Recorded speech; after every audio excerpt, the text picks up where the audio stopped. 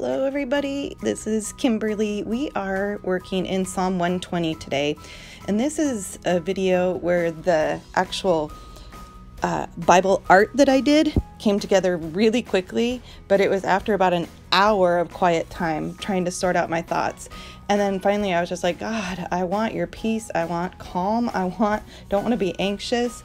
And this stamp came in the mail today. Now it comes from a kit from Magnolia Magenta, from their monthly kit this month. And I was like, I don't know when I'm going to use a chicken. Well, this is probably a rooster if you want to be technical, but I'm like, I'm not sure when I'm going to use a chicken stamp. And then God was like, right now you're going to use a chicken stamp. And so it totally reversed my feelings. So I went into my Bible study time into Psalm 120 feeling pretty stressed and anxious about some boundaries that I have to set. Now, here's the fun thing in life. I am a life coach, and I never ask my clients to do something I'm not willing to do myself. And guess what one of my clients is working on this week? Really hard boundaries. So guess what I get to do this week? I get to be challenged with some pretty hard boundaries. Oh, that's why I titled this video, God Has a Well-Timed Sense of Humor. But I wasn't laughing about those boundaries because it wasn't funny, and it was really feeling scary and risky, and a potential to just be really misunderstood and all that. So I was just asking for God's wisdom to help me sort this out. And as we were sorting it out, I was just getting more and more anxious. And I'm like, okay, we're done. This anxiety thing, God, you have got to take this away. And I just prayed. And then I glanced over at my desk and saw that chicken. And I'm like, oh, you're funny. That's awesome. So I stamped the chicken rooster thing because I felt like, in a sense of humor way, not a condemning way at all. I felt like God saying, don't be a chicken, just set some boundaries. And it was like the perfect, well-timed joke. Like it was a serious message. It's what I need to do, but it was just, the timing was perfect, and that chicken stamp, and like, I couldn't resist. And there was something about him and I making a joke together and me kind of giggling that just broke the tension. And obviously doing art, any kind of creative process helps my mood. That's why one of the many reasons why I love Bible art journaling is just because it just changes me from the inside out, anything creative. And so so I'm writing down here, don't be a chicken, set some healthy boundaries and keep them. Oh, just when I think I've got something figured out, I don't know if you guys are like this, but just when I think, you know what, I've been doing pretty well with setting boundaries lately. I'm taking good care of myself. I'm feeling good. Like this, I think I've got this down. Yeah, no, no. I get to have another round of being terrified and practicing this.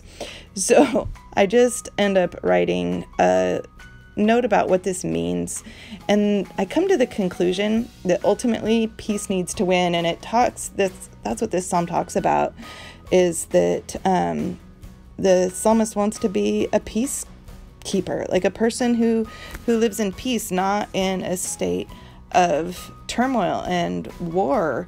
And so for me, that just felt like the war is either the worry about setting boundaries or not setting boundaries, and then getting resentful or frustrated or stressed out, or having my health decline, or, things like that. Because there's serious consequences when we don't set healthy boundaries. And it is such a hard thing for most of us to do. I am almost 46 years old, and just feeling like I'm kind of getting the hang of it in these last couple of years. Like understanding that it's not selfish. Like I can hear that, I've heard that, but it didn't feel true to me. And like that it's actually relationship saving if the other person can understand your intentions and can hear your true heart. Not everybody is going to do that. But that's one of the risks that you have to take when setting boundaries, is that you might be misunderstood. So I just gave that to the Lord. And for me, avoiding resentment is huge. Like, I am not a nice person when I'm feeling resentful. God, you guys are getting all my garbage this week. Lucky you. You can either come away this week feeling very understood, or like, wow, I'm doing better than her. She needs to get her act together. No, anyway, so so boundaries, though, can feel really messy to me. But one thing that I've learned is I need to avoid resentment, really, at all costs. God told me that about 10 years ago, because it just takes me to this really miserable place that is just anything but godly, kind of like I was talking about jealousy. It is not a good place for my heart to rest. And so I remember praying once and hearing God just tell me, avoid resentment at all costs. And what he meant by that wasn't compromise yourself or anything like that. It was learn how to set boundaries and speak up for your needs. And it's like, oh, because resentment just steals my heart and puts it in a pretty miserable place.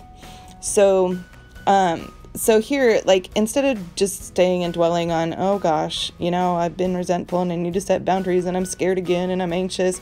I love that God just sent me this chicken stamp in the mail today and had my eyes go on it. And he made this little joke like, sweetie, don't be a chicken. Anyway, I just want to encourage you guys to be looking out for God's sense of humor, especially in hard times, even maybe praying for it. And because I didn't expect this, but if I hadn't glanced over and looked at that stamp, I may not have got the little joke that he had waiting.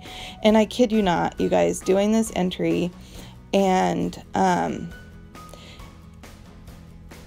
anyway, like, I don't know, the joke just changed me.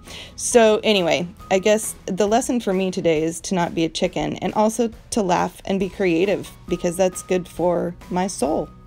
So I'm just going to encourage you guys with that. If you're having a hard time, maybe ask God to laugh with you. All right. Bye-bye.